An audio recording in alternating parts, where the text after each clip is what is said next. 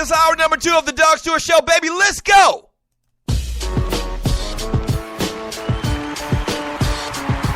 Nice.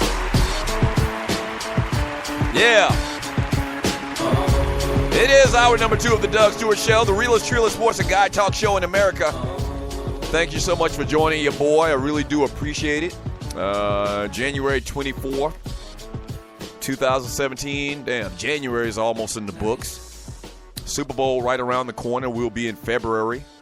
I haven't talked about it a lot, man, but make sure you, if you live in ATL and you're trying to find a place to come and watch the game, the Q's here in ATL PKK chapter is having the biggest Super Bowl party in the city at the Freight Depot, downtown ATL. It's like off of MLK. Real nice venue. And your boy is actually hosting, man. Last year, once again, 600, 700, 800 people, big screen, movie-type screens all around the place. Free food. You pay a price, you get free food. I believe they'll have some free drinks as well, man. It's going a crazy atmosphere. I mean, crazy atmosphere. So I actually posted in the Doug Stewart Show chat group, man. If you're trying to find a place to watch the game, a lot of people right now are kind of, in limbo about what they're going to do. Are they going to actually try to go to the game? It's very hard to go to the game because they sell them damn tickets for a ridiculous amount of money, man. I mean, they're just price gouging beyond belief. As a matter of fact, I got a little story on that we'll talk about here in a second. But so there's a lot of people from ATL that are kind of caught up in should they go to the game, knowing that they probably won't be able to get in. But a lot of people, and I remember the same thing in 98, a lot of people just want to be, around the team, around the action. So they have no intent on getting in the game. I mean, you got to be a damn near CEO of a Fortune 500 company to get into the game. Or you have to know one of the players on the team, because they get 2 players. Every player in the NFL gets two tickets to the game. And so, but a lot of people just want to go down there. They've been lifelong Falcons fans, or maybe they're, to a lesser degree New England Patriots fans because they've been to several. And that's a long trip from Boston or Massachusetts down to Houston, Texas. But people from Atlanta, man, a lot of people I've been seeing on Facebook. Somebody actually inboxed me yesterday on Facebook saying, do they have, a place where they can go get tickets? They don't want to pay the over-exorbitant prices that they have on StubHub or whatever. They'll pay a lot, but they don't want to pay what the scalpers are asking for them right now, the big-time scalpers. And so a lot of people just want to be down there in the atmosphere of all of the action, maybe tailgate with somebody, down there that's going to be or that's going to go into the game. Not necessarily they're going to go in, but they just want to be around the action. So if you're not going to the game, if you're not going to Houston and you live in ATL, man, check out the Q's, man. Their big annual Super Bowl party at the Georgia Train Depot.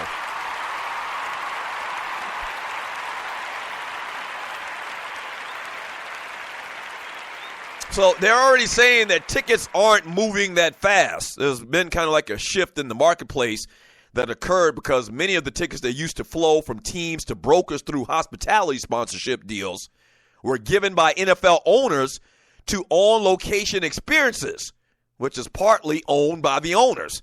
So the way that they're allocating tickets this year are a little bit different. The result, about only 1,800 tickets were listed on StubHub on Sunday night, which industry insiders say is roughly half of the usual volume from Super Bowls past. That's right. So the most volatility in the marketplace happened last week, though. Listen to this. When the Green Bay Packers eliminated the Dallas Cowboys, dropping the get-in price from $800 to $1,000. Every player, once again, as I mentioned a couple seconds ago, still gets 2 tickets to the Super Bowl. My brother actually gave me and my mother his tickets back in, I don't remember the year of the Super Bowl that was here in Atlanta when St. Louis played Tennessee. And my brother, man, one of the best things he's ever done for his big brother in his life, he gave me his damn tickets. He didn't want to go. So that was a time when That was the time when that's when he was still in the league. And once again, I think they've been doing it forever. But every player in the NFL, despite if they're a starter or not, they get 2 tickets to the game. And you can do the math. What are there, 53 players on each team? There's 32 teams. You can do the math.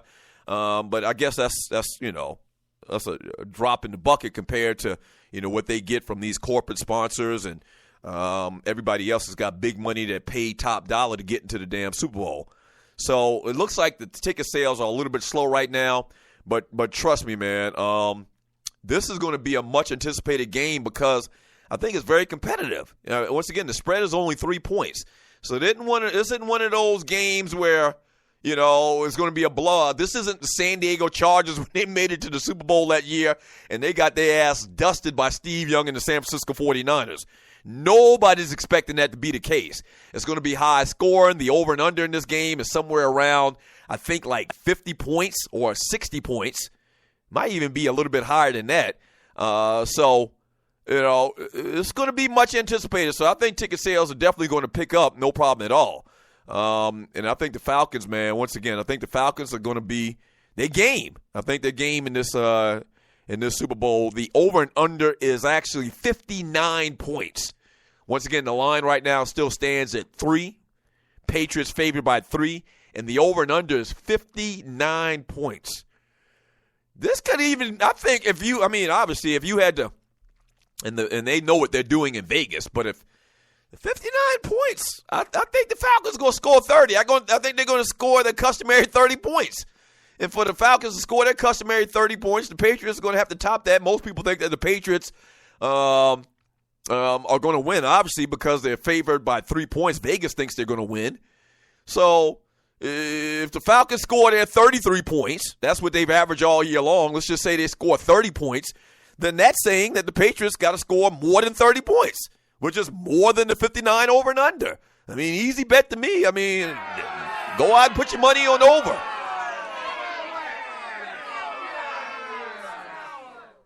It doesn't work like that, though. It doesn't work like that, but it's very interesting, man. The over and under in this game is 59, and the Patriots are favored by 3 only. Let me jump into the chat room on Spreaker.com.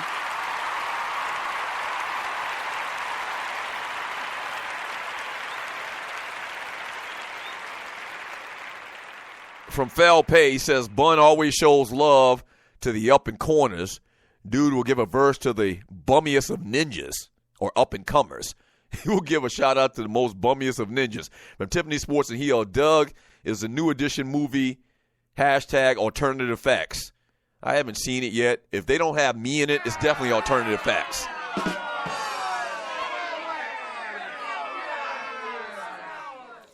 If they don't even have at least one scene about me being in the original group, then it is alternative facts. Donald Trump out this bitch. PettyPresident.com. From Sidney Jackson, am I wrong for hoping that Brady gets knocked out of the game and Garoppolo, however you spell that is, gets knocked out and New England have to bring in that ninja quarterback and he wins the game? Jacoby Brissett? And I saw somebody say something about this in the on the chat room. I think it was Grego, who's a resident New England Patriots fan once again. I think he said that Edelman would come in after Garoppolo. I don't believe that. Nah, it would be Jacoby Brissett. And maybe Sidney Jackson just forgot. Or maybe Grego just forgot about Jacoby Brissett. Surely you're not bringing in Julian Edelman to play quarterback of Tom Brady, and Jimmy Garoppolo get hurt. Surely you won't do that. You'd have to bring in Jacoby Brissett. And you're listening to the Doug Show. Now, listen, this is kind of like this unwritten rule in sports that you don't wish ill on anybody. But listen, I got to be honest with you, man. It would be nothing better if Tom Brady twisted his ankle the first series. Damn that. Now, I'm not hoping for that to happen.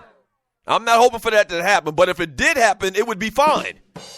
I'm not saying that I want the man to break his leg and can't play football again. All I'm saying, a convenient sprained ankle or knee would be fine. Cheating bastard. From Grego in the chat room on Spreaker.com, he says Jacoby won't be dressed out. Ooh. Wow. Now, Grego follows the team, And, yeah, I think you can only have a limit because if you dress out Jacoby Brissett, that means you dress out one less player that they may need on special teams and defense. So maybe that is how it worked. That'll be crazy. That'd be very, very interesting. From Thorny Switch, he'd just be the help. I'm not going to use that term that Thorny used. He'd just be the help. I don't understand what that's all about. That the great Thorny Switch posted in the chat room. From Thorny Switch, it's true though, Bama. It's no telling how many times Donald has slutted her out. That man don't care. Oh, I know what she's talking about. I know what she's talking about. Donald Trump, man, and his old lady, Ivanka or Yanya, whatever which one's name is the wife. But you've seen all of these videos, man, and all of these still photos of Trump, at the inauguration of him and his wife, man. He jumps out of the car, don't open the door for his wife. He don't hold her hand. She, walk behind him with her head down. Like a lot of women.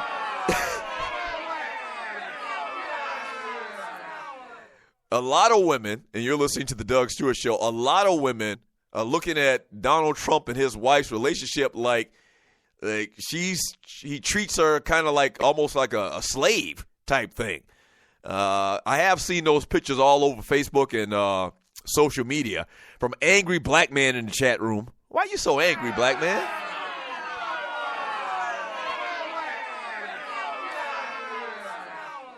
He says, Doug giving out bad karma, wishing injury on the Honorable Tom Brady. How dare you, ninja?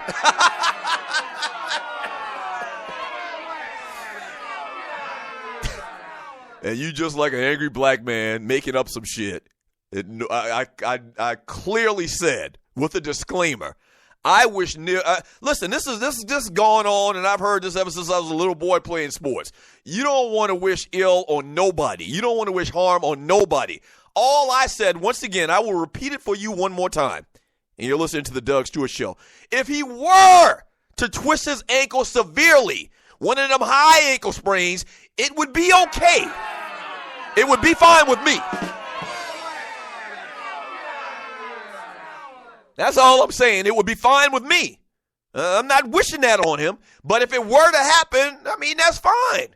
That's all. It's a big difference, angry black man. Get your shit together, bro. Come on, man.